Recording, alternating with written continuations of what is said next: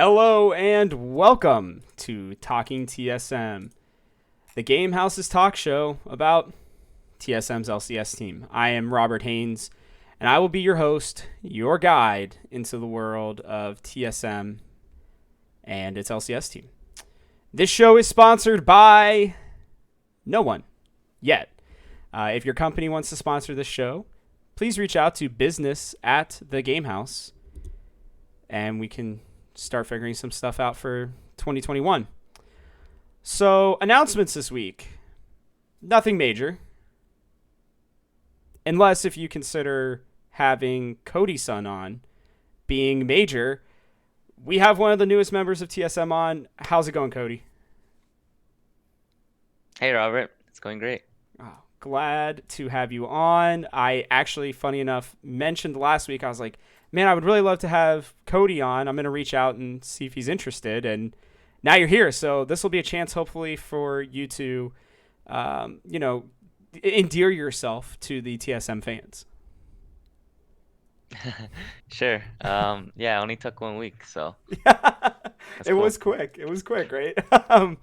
Gotta love it. Yeah. So, for those of you who are listening, I'm wanting this to be a chance for us to not only get into the mind of CodySun, but also to allow him, like I said, to kind of show who he is, and for you guys to get to know him. So, I am gonna have some like planned questions and stuff, but we're gonna try to make this a little bit more of a discussion. So, I guess I'll just start with the softball, the toss up.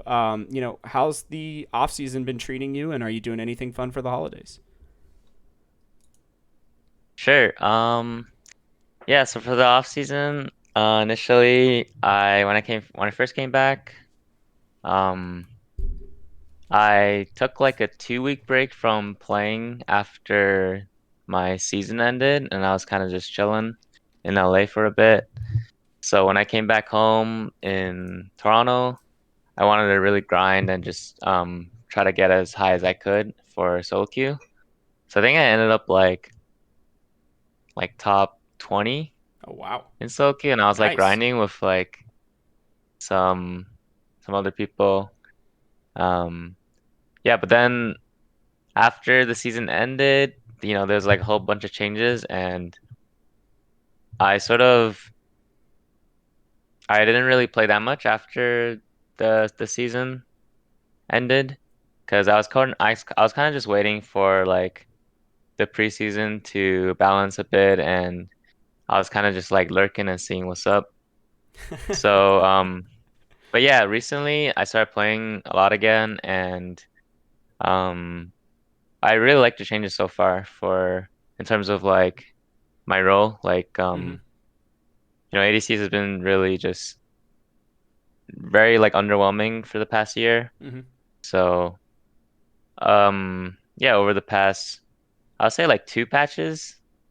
It's been pretty good so far, and hopefully it gets better from here.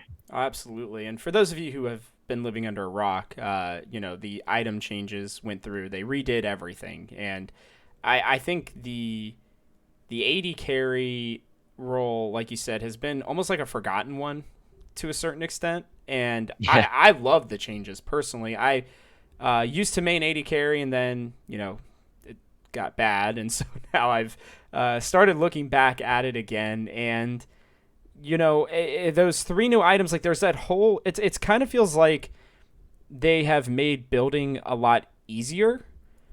And I wanted to know, like, do you feel the same? Like, because it feels like there's a structure now in terms of which item you buy first, and then kind of the path that you go down after that. Yeah, I would say like deciding which mythic item you want first is like your first option, and then you sort of go from there, and then around like third item you want to think if you want to build IE now because they made the changes where you pretty much always want to build IE third if you Okay. can. And so there are some situations where, like depending on the specifics of your champion, like if you're playing Vayne or something, you don't always need IE third. So That's pretty much it. And I do think like in terms of like variety, there is like I would say there's a bit more like items to choose from, Hmm. and yeah, that kind of adds to the variety and it's usually around like fourth item, and I think deciding the fourth item right now for ADCs um is pretty important, and like it's pretty hard to choose most of the time. Yeah, I've kind of noticed that too. I feel like you said, like there's an early path that you kind of have a pretty good idea of. Then you get into the more interesting items, and those are a little bit later into the game. It feels like the game. Like I don't know why, but maybe it's just me. It feels like the games have been actually lengthened a little bit. In terms of like these items, like it makes it feel like the games are gonna go a little bit longer than they have in the past. Have you been noticing that too, or is that just me being a scrub down in gold?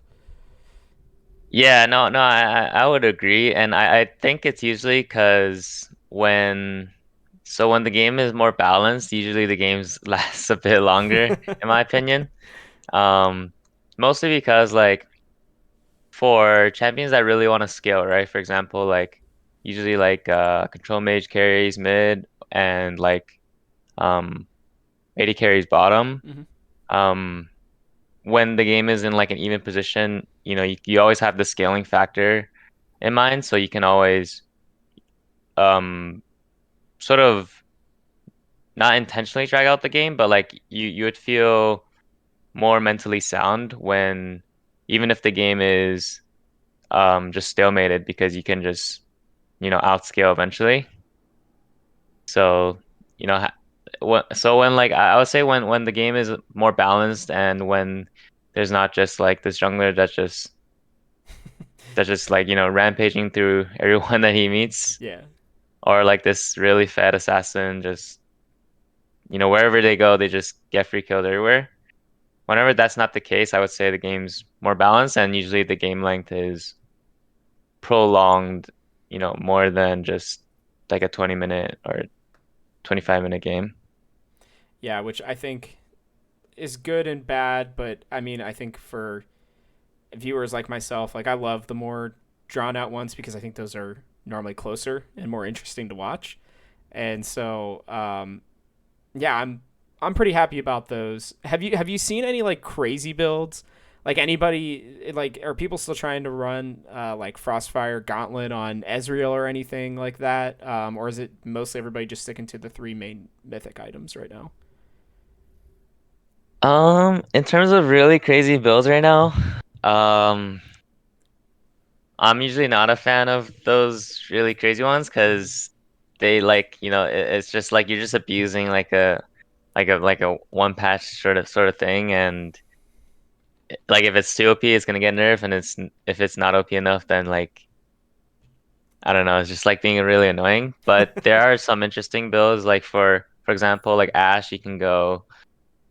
Um, I think it was like yeah, you start with tier and you're like going Comet, and then you Oh, can like build the support item, the mandate or something. yeah, the Imperial Mandate. Okay, okay. Imperial Mandate, yeah, and that item is just like too broken for Ashe. So like you're just playing like support Ashe on AD carry, which she kind of always is that supportive type, Yeah. but like even more so, and it's just really annoying because when champions like MF or Ashe just go Comet, it's like there's not really much skill.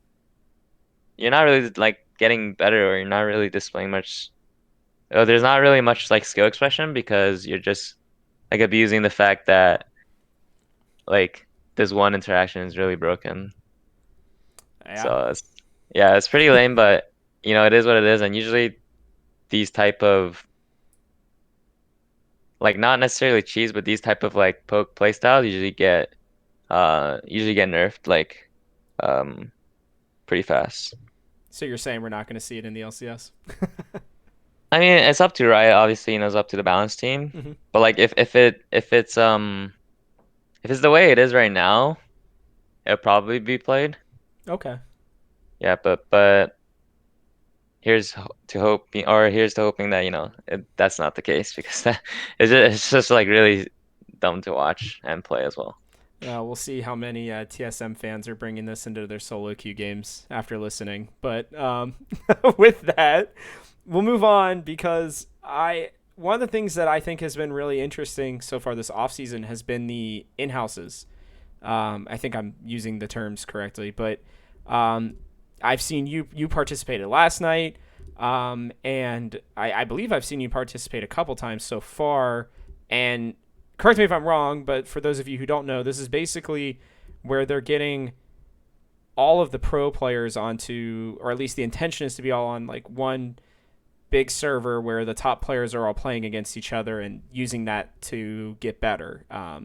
And it seems like everybody's keeping like individual records and stuff from that. So I wanted to kind of get your thoughts on that. Like what are you thinking? I mean, is this good, bad? Are you feeling kind of indifferent towards it? It seemed like you were having a pretty good time with it last night, but on stream. But yeah, what are you thinking about these?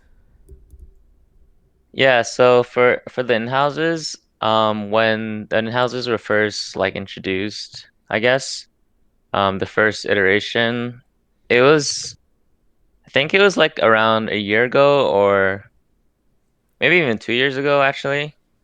And back then it was just mostly just like academy or LCS players just playing and trying to make it work, and it actually didn't gain much traction. So back then I actually participated a lot more than recently, Okay. and I remember it was mostly like it was just playing, like I was just playing against the same players, and it was like me, Stixay, Mash, and like Keith, and like very rarely did like other like LCS or academy players really sign up to play. Um, so eventually that like in-house sort of died off throughout the during the like season and stuff, and just like no one really played, so it sort of just died off. And then this year there's like a big resurgence, and I'm not really sure the exact reason why, but um there's just a lot of people pushing for it this year and this time around. So um you have people like Bjergsen, you have people like Anero, and just pushing these in-houses, and we're getting a lot more people participating, not just like LCS and Academy players, but also like high elo solo queue players. So it does feel pretty good to have um a lot more players, and always there's pretty much always a game running, I'll say. So that That's feels awesome. pretty good. Absolutely. Yeah. So do you think like is it Bjerg and Inero who are like really pushing this, or is it just that because like the big topic of the last year, right, has been getting NA specifically like the opportunity for you guys to play higher level competition regularly because a lot of people feel like solo queue is not conducive to helping you guys get better. Is that what's pushing this, and are they the ones who are really driving this train to get in-houses to be taken more seriously? Um, I mean, from yeah, what you know, obviously I don't know if you know all of it, but yeah, I mean from what I know, that definitely can be a factor. Um, like as of right now, it's not like literally everyone participating. It's still like a small amount, but because I think because we have more people like in the channel, Mhm. like in the Discord channel for the in-houses, there's always gonna be like game running, or like at least a lot easier than before. Or Okay. also, I forgot to mention CoreJJ was also a big one, like pushing for the Yeah. in-houses. Yeah, I saw he was playing yesterday too. Yeah, like he's like always playing. But I still think there is a big importance on solo queue, because I mean like solo queue is just there's no comms, and there's no you're just by yourself pretty much, and you're always you're always gonna get shit teammates or like trolls or whatever, but it's still there, and I think it's still important to grind and practice as a pro player for Hmm. solo queue. But yeah, I think the in-houses are a pretty nice alternative, and yeah, you can always argue that it's going to be better practice than just solo queue. Yeah, I mean that makes sense. Yeah, I mean because you're also getting to play with some people who you might be playing with that year or maybe in the future too, or have played with in the past. So that's some good stuff. So you know the LCS changed its format. You and I talked about it a little bit before the call. Um, More games, an early tournament, the season kind of being combined into like one full season basically. Like I know you haven't had a whole lot of time to think about it, but I mean, what are your just kind of like initial thoughts on some of these changes? Um, well, if what we think is correct, then obviously every LCS player or every team um is gonna have a lot more games this year, and that's definitely a good thing. I think, especially when the games aren't online, like playing on stage is one of the best feelings ever, especially if you're doing well for yourself Mm-hmm. and your team is doing well. So um yeah, I think having more games on stage is always gonna be a good thing. The only thing is there are because of the way that it's structured, it's gonna if you're playing, 3 games a week in 3 different days, then you would have pretty much one less practice day if you're still having an off day. Um, so I guess you'll have one less practice day, but I think for a game day, it's probably worth it. Yeah. Practice, I mean, practice is important and it's good. I do think like a lot of times it can be very inefficient and so yeah, it definitely should be worth it to have one more game day instead. Yeah, I mean, we've seen like, in the LPL and the LCK, like they still, well, I think the LPL specifically still plays, I think the Friday, Saturdays, and Sundays, and they play, best of three still.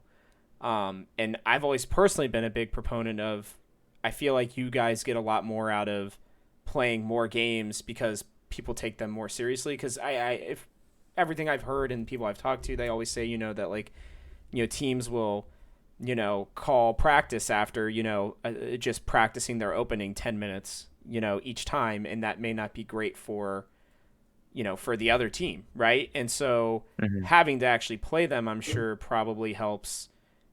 I mean, getting that extra day of games, like you said, I mean, sure, it sucks practice wise, but you're going to get to play them again, at least normally. And you're going to be able to use what you gained from like a full game, I feel like, more than just if you scrim or practice them. Yeah, yeah, for sure. I always say like it's like LCS games, like official LCS games is always a different game than scrims, and scrims are a different game than solo queue. Mm-hmm. So there are like a little bit of correlation, but it's at the end of the day, all three are really different. So um so yeah, you pretty much have to just learn how to be, how to do well in all three, all Yeah. three different types.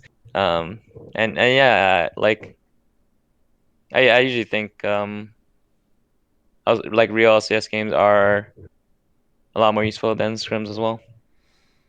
Yeah, no, and I mean you've been around. I mean you've seen, if I remember correctly, you've been here since there were best of threes, and now we're into this new transition, and so It's been a you while. yeah, yeah, I miss Yeah. those days, but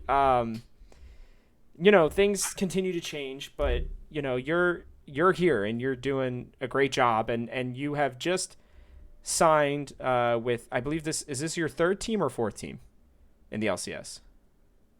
So Because it was what, Clutch, y- 100 Thieves twice.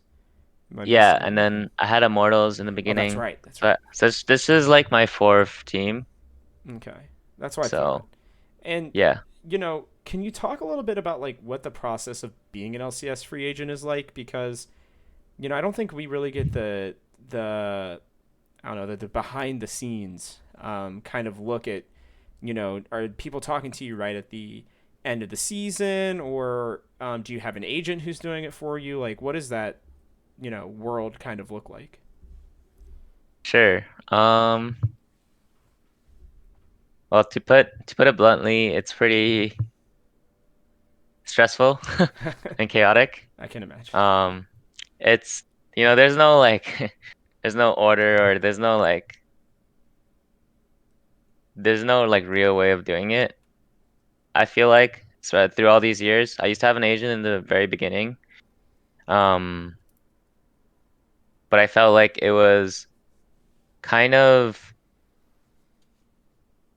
it could be beneficial sometimes, but there's also like drawbacks because, for example, like when one agent is or has like a whole bunch of clients, right? Yeah. Um, they're just gonna go for or they're just gonna like help the client which they believe is more valuable for them at the time, and they can sort of like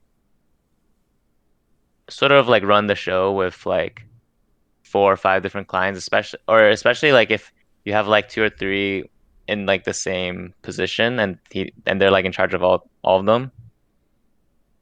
So sometimes I feel like that's not that great for the players. Yeah. But um in the case where the agent has more access to team general managers and you just don't have them as contacts, then that could be pretty beneficial for you. But yeah, for the last like I think since Clutch Gaming, for the last like two or 3 years, yeah, I would say it's like 2 or 3 years I haven't been using an agent, and sometimes that could be really it's just a lot more stressful most of the time, I'll say. Yeah. But yeah, I mean you just gotta not be too down on yourself. Honestly, like this off season was like a roller coaster for me, and yeah, it was pretty mentally straining, and I was getting a little depressed, and then I was like, you know what, I'll just do YouTube full time if this is how it is. So Well, uh, yeah, I mean, it's interesting that you say that, and obviously, I'm sorry to hear that it's been so stressful, but I feel like you're probably getting hopefully better deals for yourself because I mean, you're serving your own interests, which I think is extremely important as a player, and yeah. hopefully, um, you can continue to do that. And so, like, is it you reaching out to the teams, or are they reaching out to you, or is it kind of like a mixture of both, and you're just trying to get a general feel for where things are going?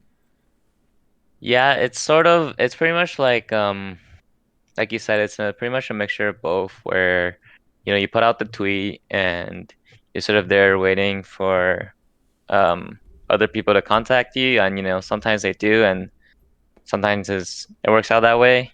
But also being very proactive and actually reaching out to people, whether it's on Twitter or through their email, to um not annoy them obviously, but kind of just like um you know sort of pique their interest and see like if they have an interest or if they don't, because always have being able to like have a conversation with anyone just to see what's up is it's always really helpful, and um it gives you a clear picture on like the situation that you're in.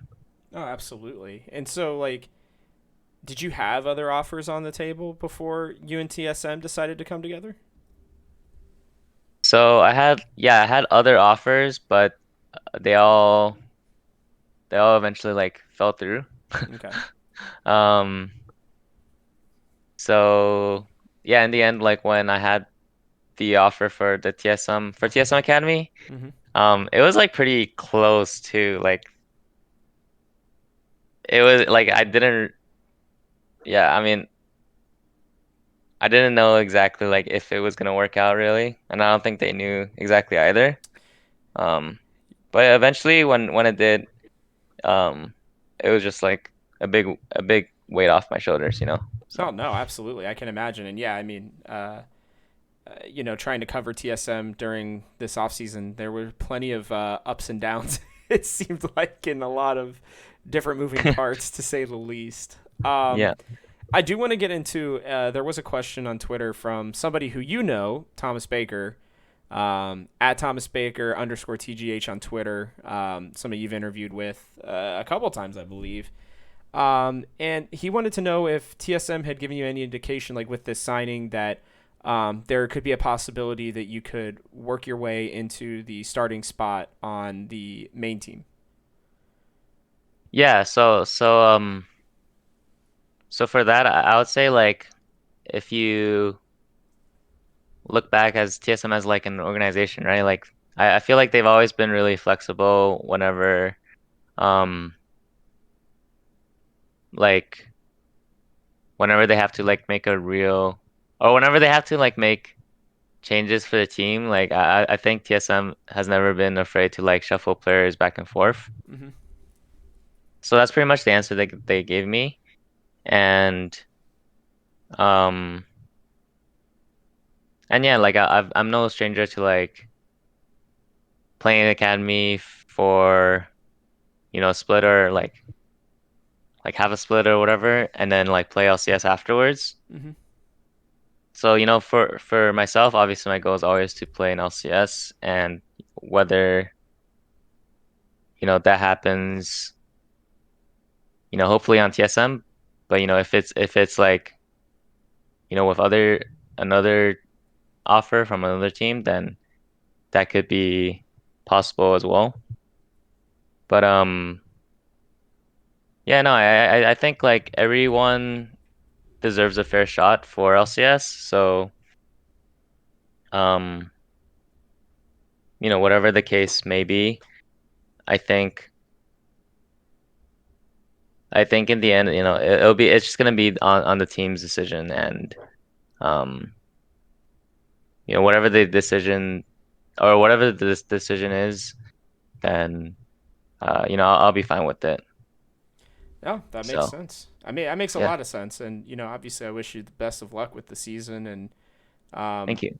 yeah, no, of course. And so I've heard, or I think Parth said in one of the announcements that like TSM Academy and TSM are going to be very like intertwined in a lot of ways. Have they talked to you guys much about that, or like how that's going to work? Because even I've even heard that you guys are going to be on TSM Legends, which has rarely been the case before. So it's going to be really a chance for you guys to even like you know be in the face of the fans.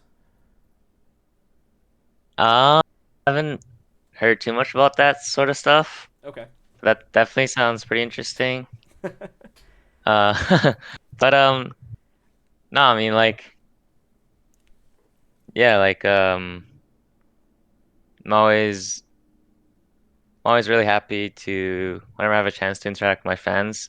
Like I know I haven't really like tried too hard to I guess like put myself out there throughout the years.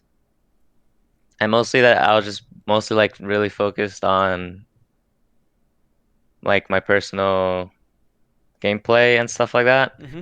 But even throughout so many years, right? Like I still have like fans that go on my stream since like the very beginning pretty much, since I was like just 19 years old, like playing my first LCS split and having my little stream on Immortals. And now that I'm 23, I'm just like, wow, some of these guys are still here. So that's really it's really awesome to see, and uh, I definitely want to keep playing, um, for those fans, and show them how much I've grown as a person and a player, and how long, or how much I can keep going, and how long I've come, pretty much. No, absolutely, and I think you're doing a great job. I think TSM fans are going to be super excited to hear all this. We'll stop the hard hitting questions. We're going to do the fun ones to end it, and we'll talk a little bit. What other games you've been playing? You said you took 2 weeks off. You've been kind of messing around. You've been playing Hades or Among Us. Like what else has been on the docket for you? Um, I've been playing some chess. Oh, nice. You watched Queen's Uh, Gambit, I'm guessing. yeah. As everyone that watched King's Gambit has to just start playing chess immediately afterwards. Oh, So, absolutely. um, yeah, no, it was a great show though. Oh yeah. I love Queen's Gambit, and I've always been a fan of board games, and especially like, I've played Go since when I was a kid, Oh wow. and yeah, so I love playing chess as well. It's been really fun learning the game, and especially like this year, there's been so much like chess like streamers and content on YouTube. It's been pretty crazy, and like they're really awesome to like watch. Um, so it's pretty cool. Oh, I can only imagine. Yeah, I mean, have you reached out to Hikaru yet? No, Try to I play him. haven't.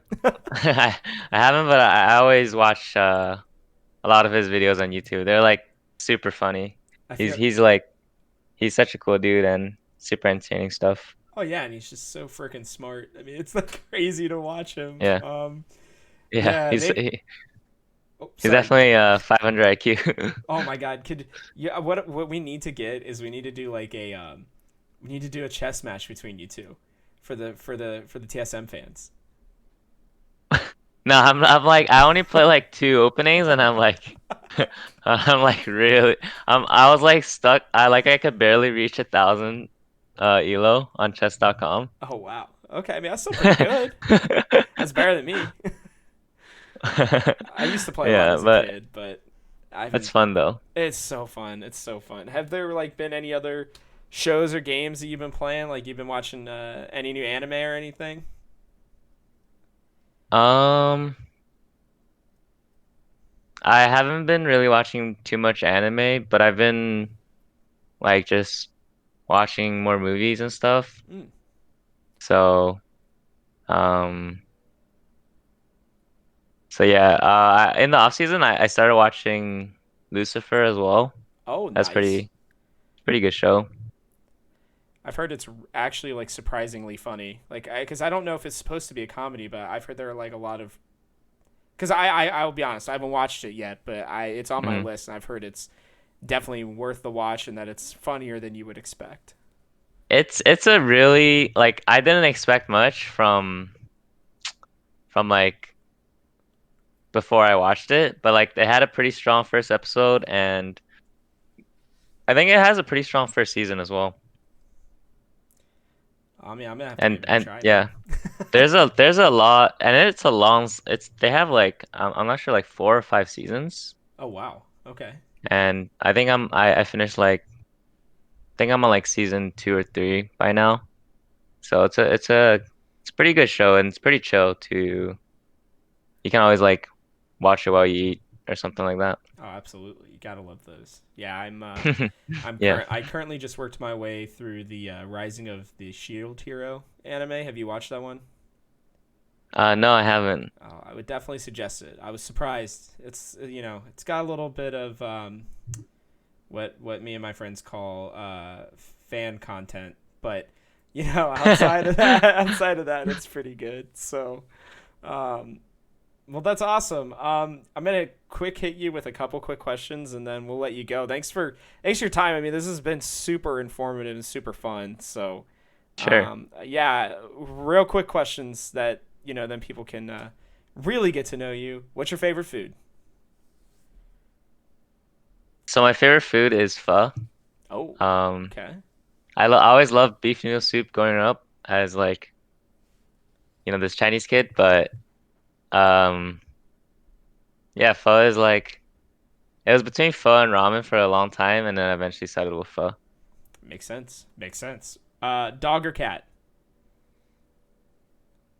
Um, I definitely lean more towards being a cat person. Okay. Do you have any cats right now? No, I don't have any pets, but I am thinking of getting one eventually. Oh, Um, Probably in the future. oh, good, good. We'll be on the lookout for that. Hopefully, you'll have an awesome name for it. Sure.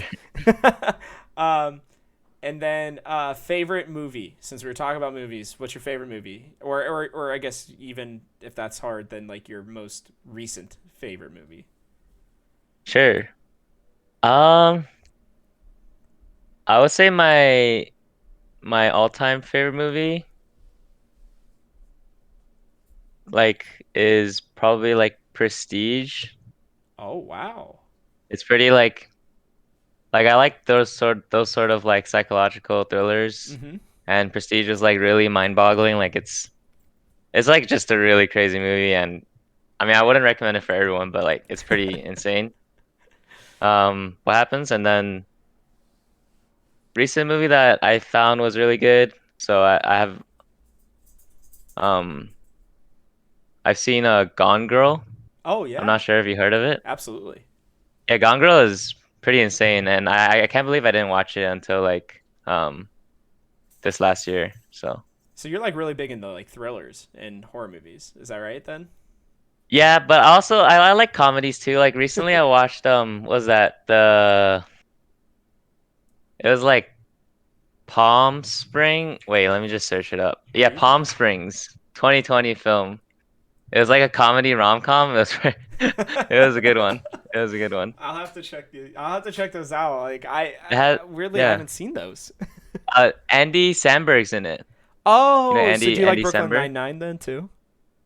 I actually haven't seen that one. Is it good? Dude, the show, if you like Andy Samberg, then you're gonna like that show. Like he's Yeah, the I love star. Andy Samberg. Oh, then you should. What are you doing, Cody? Like as soon as you're done, man, you gotta just go jump on and watch that. That's a good one. Sure. But then this is the last question I ask literally every LCS pro I've gotten. I think 10 or 12 of y'all so far. What's your favorite Pokemon? Yeah, so I was actually thinking of it because I didn't play that much Pokemon growing up, Okay, okay. but I would say like my favorite it was between like Pikachu and Squirtle. Oh, And I'm just good gonna lean with choices. Squirtle because I've always liked Squirtle, just like how he looked. I never played a game with Squirtle, but like I like Squirtle. He's like I like his vibes. Oh, absolutely. You gotta get that Squirtle Squad vibe going, right? Yeah, Awesome. All right, guys. Well, thanks again, Cody. I really appreciate your time. I can't wait to watch you this season, and hopefully I'll be able to get you on here again, and we can chat about how the season's going and all that jazz. sure. But yeah, do you want to say anything to TSM fans before this segment ends? Sure. Well, to all the TSM fans, I hope I hope I can do well for you guys this season or this year, and yeah, I really appreciate all the support, especially all the support you guys shown me on stream lately. Um, it's pretty surprising to me like how much more like viewers I got on my stream, and it's pretty crazy. But yeah, I'm definitely like gonna expand my presence, I guess, in the community and be more involved and try to be more involved in terms of like making more YouTube videos from my stream or even like vlogs, and then streaming a lot more. And yeah, it's gonna be a really exciting, a really great year. So I can't wait to get the year started. Well, you heard it here first, TSM fam. The man is going to be doing a lot more content. So go out there, show him some love, go follow him, go subscribe, donations, all that jazz. Thanks again, man. Yeah. Thank you so much. And that was CodySun. Now we head into the next part. Did you think that was it? That we were just going to talk to CodySun? I mean, I shouldn't say just. He was an awesome guest, and I can't wait to have him back on, hopefully again during the season. But we do need to talk about what happened this week, and specifically about the new 2021 LCS schedule. We talked about it a little bit with Cody. You know, we talked about the new season and this lock-in tournament, and that's kind of what I want to focus on, but I want to talk a little bit about the season as a whole, just to get my 2 cents out there. It's really interesting. I'm glad we're getting more games, right? Like, that is, in my opinion, the most important part of all of this is we're getting this LCS Lock-In tournament. Then we get 6 weeks of double round robin, meaning we get each team playing 3 games a week for 6 straight weeks. That's, 33% more TSM per week. And then they head into the spring playoffs that will decide, who goes to, MSI. And truthfully, they're calling this an LCS championship title. I don't know. I don't like that, honestly. Like, if the whole season is going to be, combined for who decides who gets to go to Worlds and everything, and it's all combined, for the regular season, I don't personally get calling the person who wins the mid-season showdown an LCS champion. I feel like they're the ones who get the honor to represent NA at MSI, and I'm all about that. I am all about that. I am not about the fact that them winning in the middle of the season gives them an LCS championship. I just don't think, listen, why make this new system and then call the person who wins in the middle of the season in what's supposed to be one full-length season a championship? It's just going to, I feel like people are just going to laugh. They're going to be like, ha! I mean, are they really champions? And then what's the point of not doing 2 splits anymore? I don't know. I know they're splitting it up, and it'll still be a summer and or spring and a summer season technically. But if all the games from spring count for who's going to make it in the summer, what's the point? What is the point of calling the person who wins an LCS champion? I don't know. It just seems weird. I'm used to traditional sports too, so I'm definitely biased. I understand that. I love the fact that they're adding, we're getting 3 tournaments instead of 2. We're getting more games because then again in the summer, they're staying to that 5 games a day, 3 days a week schedule, guys. They're staying with that. And we get 9 weeks this time instead of 6. So they go from 18 games in a summer to 27. And while this isn't best of 3s yet, I hope they get back to that eventually. But I love it. I love it. More games is better for, or more games are better for the LCS as a whole.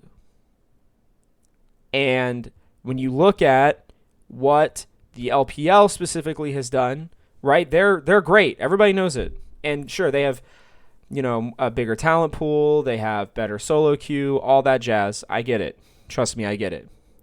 But they also play 100 games a year. Or more than that. I don't even remember. They play best of 3s. They travel. They're the big kids league. The LCS played a total of 36 games during their regular season. And the LPL played like 100. And you heard it when we talked to CodySun, and you've heard it from pro after pro after pro. They gain more from the games that they play seriously on stage, because sometimes practice doesn't really end up doing what it's supposed to. Because you'll have teams that you scrim against, or you'll have teams like TSM and Cloud9 and TL last year who were apparently, I think it was C9 mostly, if I remember correctly, but it could have been everybody. So I'm not going to call out all the teams. I'm sorry. There were some teams last year who apparently wouldn't practice against some of the lower tier teams. And I get it. Because you're not going to gain as much if you're just kicking the crap out of another team constantly. So I understand that. But when you have to play them, and when they beat you, or make it a closer game than you thought, that team's getting better. Those players are getting better.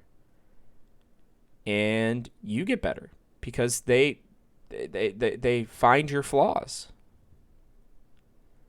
And so this is because it's on stage games. You can't quit after 10 minutes after you've kicked the crap out of them in the early game and say, hey, we're going to pause and we got what we needed, so, thanks. No, you have to play the full game. And this is why NA apparently has also had a problem with their mid and late game for a lot of teams. Because practice doesn't get that far. Sometimes. And so more games on stage, more pressure, more games played to completion, and more practice for all the players. I am all in. And for a TSM team that's going to need all the games they can get. All the games they can get before the summer playoffs. Which, I will count them for you here. At a minimum, in this LCS Lock-In, they are going to play at least 6 games. If they make it to the finals, they will play a minimum of 12 games. That's before the season starts. All right? And that's at a minimum. What? They would normally play 2 games in 3 weeks, or per week, like last season. So that'd be 6 games. So they're getting at least the same amount of games as they would last year. And if they make it further and deeper into the playoffs, they'll get double what they did last year. So we'll keep it at 6 though. And then they get to play 6 weeks of double round robin. All right, so that's 18 games. So that's 24 games. And then when they hopefully at least finish in the top 6 and make it to playoffs, they get at least 2 more games when they play in the midseason showdown, with the possibility being even higher than that. So right now, we're at 26 games at a minimum before the summer even starts. And as a reminder, last year at this point they'd be maybe at 20. If they don't make playoffs, 18. So it's a couple more games. But then you get into the summer and you get 27 games. 27 games. So for a TSM team, we expect to at least be in the playoffs for both the lock-in and for the midsummer or midseason showdown. That means that by the time the summer playoffs start, this team will have played 53, count them, 53 games. That's great. That is more than they play all of last season and almost double. Well, a little short of double. But still, you get my point. 53 games before the playoffs, the true playoffs for Worlds, even starts. Whereas last year, they got 36 at a minimum. If they make playoffs and they lose in the first round, they get 38.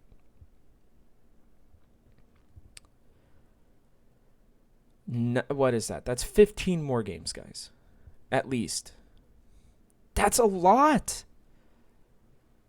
That's a lot. That's great. And then when they get to the playoffs, and they're keeping, it looks like, the same system that they had last year, where 8 teams make it, and it's double elimination, I believe.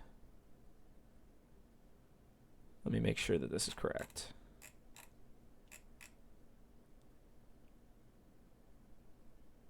Yeah. So double elim, which means that they get at least 4 more games. That's 61 games in a season compared to last year's 40. It's 21 more games. And I could not be happier. This team's going to need it, guys. If they're going to make a run at Worlds, if this team is going to be what we want them to be, what Reggie wants them to be, you know, what Parth wants them to be, and what Bjerg wants them to be, and what they all want to be, those games will help them. It will allow them to bond. It will allow them to figure out how they play better together. Okay? And again, I'm going to preach patience. I need to make a shirt of this. Patience. And we will allow this team to figure themselves out. At a maximum, we'll go through this again. At a maximum, they play 4, 7, 12, 17 games potentially in the lock-in if they all go to their final stages and if they make it to the finals and then play, you know, best of 5 there. And then you get the double round robin in 6 weeks. So that's 18. So that's 35 games. 35 games potentially for 2 teams at least, which we would hope TSM would be one of them. So 35. Then you go into the midseason showdown. And if they play the maximum games there, tack on another 3, 6, 11. Right? Yeah. All right. So we're at 46 games before MSI if they all go the distance, which they probably won't, but you know, whatever. But again, 46 games going into the summer. Then you get 27 more. So that's what, 73 games. And then if they go the distance and they they get knocked down, even if they don't, I guess it doesn't really matter. They'll still technically play the same amount of games. So okay, we're keeping this, right? We're at 73. Then you add in 3, 6, 9. I believe 12 there. Then that's best of 5. So that's 17, 22 if they go all the way. There's a chance for 95 games for a team this year. 95. And the minimum amount, if your team is at least not complete garbage, is in the top 8, top 6 consistently, is 40. What did we say? It was like 46, right? Something like that. Maybe it's a little more. I don't remember. The point is, up to 95 games in one season. And the max last year that they could do fell pretty short of that. I think it was like 60, somewhere in the 60s. Guys, this is great. This is good news for the league. This is good news for the teams. I'm super excited about this. Now, let's take a look specifically at the LCS Lock-In because TSM has a very special role to play in this one. For the teams that finished the summer split before in first and second, we're in the finals, summer's finals, they get to choose the groups. They're in separate groups. So TSM's in group 1, FlyQuest are in group 2. Okay? And they get to, what I would assume, is go back and forth and choose the teams that they want. Now, I thought about this a lot, and so we are going to make this the question of the day, or of the week, excuse me. So make sure that you comment below, whether it's in the YouTube channel, on Reddit, let us know on Twitter, hashtag talking TSM on Twitter. Let us know if you had to pick between Cloud9 and TL, which one would you want to face in the Lock-In tournament to start the year? Which one would you want to face first?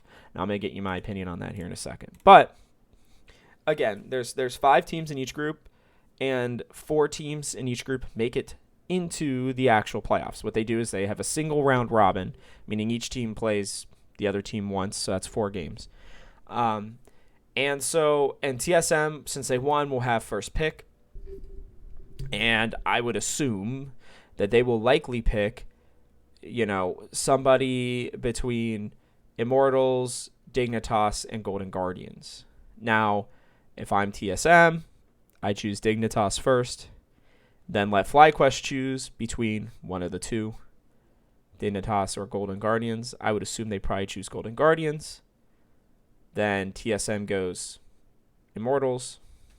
Then, FlyQuest and TSM kind of filter it out, and then, for their last pick, TSM would have to choose Cloud9 or TL, because that's likely how it would go. I did have initial thoughts of, what if they just chose Cloud9 first or TL first, and then I was like, well, wait. Then the other team doesn't technically ever have to choose the other one. But even that's now sounding wrong because they have last pick. So if TSM could pick it, but they're not giving themselves the best chance by choosing 2 lower seeded teams. So sorry, I've gone through this like a multitude of times. I've never claimed to be the most intelligent person, and I will never claim to be the most intelligent TSM fan. If you are a super intelligent TSM fan out there, let me know. But and you'd like to come on the show and ask questions, please. I would love to pick your brain. Anyways, back to it. TSM's going to want to choose 2 lower tier teams because then they have a better chance of making it out of their group. Because even if they drop 1 game to one of them, hopefully not, the other one will still likely, go 0-4, hopefully, or at least 1-3, and TSM could pull out, 2 wins, hopefully, out of the group that they choose. So, would love to see them go 4-0, but I don't know that's going to be possible because, again, Cloud9 and TL. And you guys have heard about my opinions on Cloud9 and TL, and I understand I obviously want to be a homer for our team, but at least at the beginning of this season, I cannot be. So here's my rationale. For who I would choose. I would choose Cloud9 first. And I can already see it in the comments. Rob, are you stupid? You want to face Perks at the very beginning of the season? What are you thinking? And to that I say, yes, I do. Because this will be the time when Cloud9 are most vulnerable. And when I'm looking at the positions overall, Fudge is still brand new. And no matter what his potential is, he is still not going to be as good as Alfari. Period. And if we want Huni to have his best chance, you'd rather him face an 18-year-old who's never played outside of the OCE, outside of, the LCS Academy split or year. And yes, he is very good. Don't get me wrong. But, new pieces into new teams similar to ours, we're okay with that. Then when you look at Blabber in the jungle or Santorin, they're, in my opinion, pretty much a wash. You put in Spica. I think he's a tiny bit worse than them for right now. I do think he will eventually be better than both of them. I pray. I hope. I knock on wood. So I like that matchup. That's fine with me. Then you look in the mid lane, right? And Perks is coming over from the LEC. This is his first time, going to be his first time in North America. And from what it sounded like with CodySun, these teams don't report until after New Year's. So Perks will have only been here for a total of 2 weeks by the time this tournament is starting. That's not a lot of time to bond and get to play with your teammates and get to learn their tendencies, right? That's going to be something that still takes time. And sure, he is going to be great. Don't get me wrong. Perks will probably be the best player in the entire LCS. But at the beginning is when he is going to be most vulnerable because he is everything is new to him. The coaching staff, like, remember, he has been with G2 basically his entire career. He has been in a place of comfort. He is being pushed out of his comfort zone right now. Excuse me. Oh, I need to take a drink. Whew. Got so excited, I accidentally swallowed some air there. And yes, I understand that is breathing also, but if you do it too quickly, and anyways, Perks is going to be most vulnerable now. He has got to be out of his comfort zone, and the more time that he has to get comfortable with his team, the more dangerous that team is going to become. We want to face them early, especially if we care about actually making it through this LCS Lock-In tournament. Then you look at their bot lane, and Sven and Vulcan fell off really hard last year.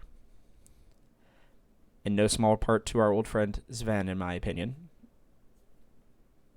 So if we want Lost and Sword Art to have a more winnable lane, I would rather face Sven and Vulcan over facing Tactical and Core JJ. We know what Core JJ is. And Tactical may well end up being the best damn ADC in North America. I feel confident saying that this year he will likely be better than Sven. So, when I look at it, sure. Could C9 be better once the season goes on? Absolutely. If Fudge pans out and Perks and Blabber and Perks work together to create one of the most fearsome duos of all time, great. But they're not going to have that right away. They also got a brand new coaching staff. Reignover is taking over, right? So, C9 for me. If you argue TL, I get it. Alfari and Santorin are new. Tactical is still young. Jensen's overrated. I get all that. Core JJ's entering the married man meta. Maybe he's not playing as much. I don't know. Those are arguments that I could see. But I don't really care personally because I see Cloud9 being a much easier route for TSM. Like I said, make sure that, you comment about that down below if you're on YouTube or if you're on Reddit, and let me know on Twitter as well.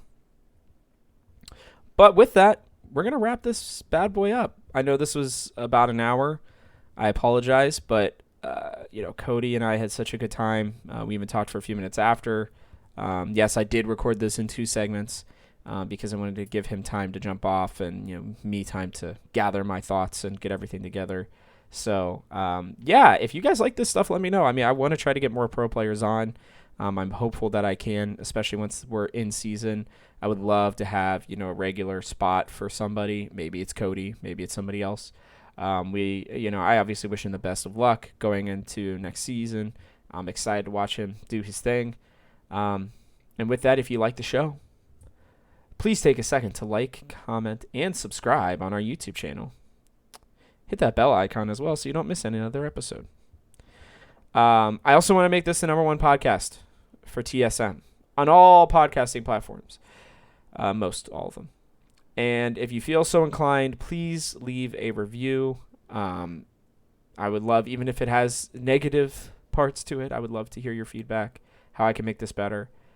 Especially if you're listening on Apple. Would really love to get some good reviews over there, or just reviews in general. And lastly, please share this with your friends if you are a TSM fan. Specifically, the LCS. I would love to, continue to grow this audience, continue to grow this TSM fam that you all have been just so freaking supportive and awesome for. You can find the official tweet if you're on Twitter, either through my account at TGHRobertHaynes or at the Gamehouse's Twitter account at TGHEsports. Please use the hashtag TalkingTSM when tweeting at us or sharing. I would love to make it, a more used hashtag. It would be very fun so I can check on Twitter and see what you guys are talking about. And with that, thanks for tuning in. As a reminder, this show comes out every Thursday and is exclusively for your TSM ear holes. I'm Robert Haynes, and this has been Talking TSM. See you next week.